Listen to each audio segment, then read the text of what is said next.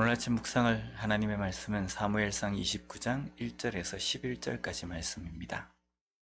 다윗은 자신을 죽이려고 하는 사울을 피해서 이리저리로 도망하는 도망자의 신분이었습니다. 표현이 간단해서 도망자이지 현실은 왕이 자신을 죽이려고 하는 상황입니다.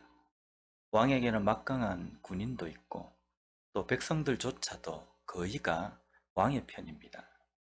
그렇기 때문에 다윗의 상황은요, 언제 잡힐지, 언제 죽을지 모르는 그런 상황입니다.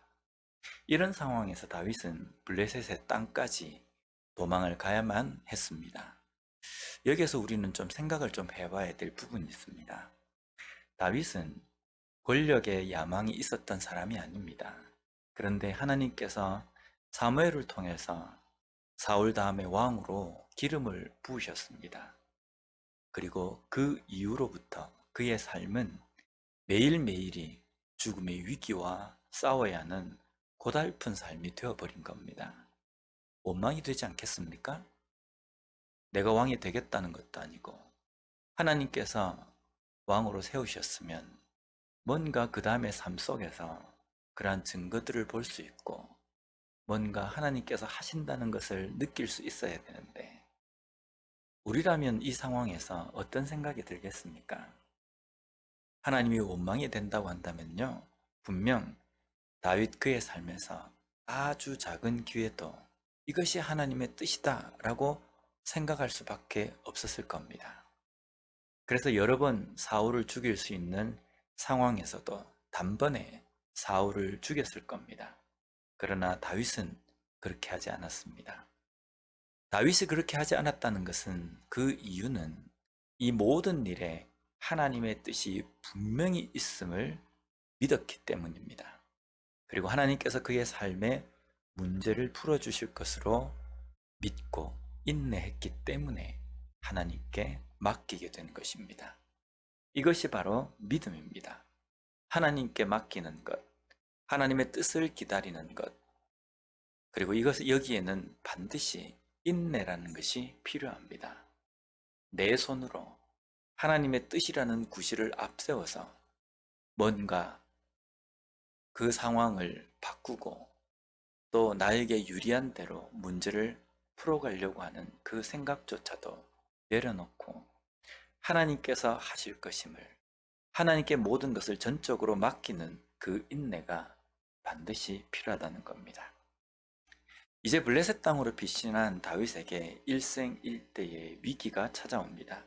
그것은 블레셋이 이스라엘과 전쟁을 하는데 다윗은 블레셋의 편에 서서 이스라엘과 싸워야 했기 때문입니다. 블레셋은 이스라엘의 주적입니다.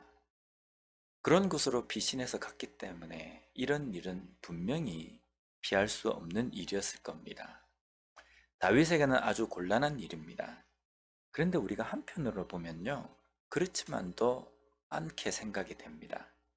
이번 이 기회를 통해서 막강한 블레셋의 힘을 빌어서 이스라엘의 사울을 무찌를 수 있는 절호의 기회일 수도 있기 때문입니다. 이것은 분명 하나님께서 주신 기회야 라고 생각할 수도 있는 부분이기도 합니다. 물론 다윗은 그렇게 생각하지 않았습니다. 이 상황에서 다윗은 무엇을 했겠습니까? 우리라면 이 상황에서 어떻게 했겠습니까? 기도하지 않았겠습니까? 기도한 후에는요, 당황스러울 겁니다. 어떡하지? 이제 내가 나의 동족인 그 이스라엘과 내가 전쟁을 해야 하는데 어떻게 해야지? 우리는 기도하면서도 당황을 합니다. 다윗 또한 기도합니다. 그러나 다윗은 당황하지 않습니다. 오히려 기다립니다. 무엇을 기다립니까? 하나님께서 이 상황을 선하게 인도하실 것임을 믿고 또 그것을 기다리는 겁니다. 왜 그렇습니까? 똑같이 하나님을 믿는 사람이고 똑같이 위기의 순간에 기도를 하지만 다윗은 당황하지 않고 우리는 때때로 왜 당황합니까? 다윗의 삶을 보면요, 다윗의 그 위기의 순간과 정말 어려운 그 순간순간에도 다윗은 전적으로 하나님께 모든 것을 맡기는 삶이었습니다. 또한 하나님께 맡기는 삶을 통하여서 하나님께서 그 자신의 그 위기의 순간을 어떻게 풀어가시고 어떻게 인도하시는지 다윗은 많이 겪은 사람이었습니다. 그러하기에 이번에 이 문제 또한 하나님께서 분명히 인도하실 것이고 하나님께서 해결해 주실 것이라는 확신이 있고 그 확신으로 하나님께 맡기는 삶을 살게 되는 겁니다. 오늘 우리의 삶에서도 분명히 이 부분이 필요합니다.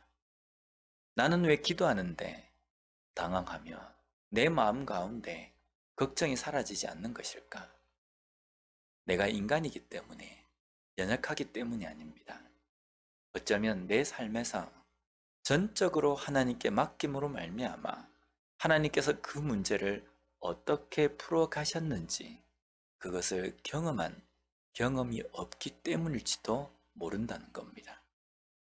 내가 만약에 기도함으로 말미암아 하나님께 모든 걸 맡기고 하나님께서 그 위기의 순간에 나를 인도하시고 나를 붙들어 주신 것을 경험한 삶이라고 한다면 어떤 상황, 어떤 문제 앞에서도 하나님께 맡기는 것이 얼마나 큰 은혜임을 알기 때문에 전적으로 맡기는 삶을 살 수 있을 것이라는 겁니다.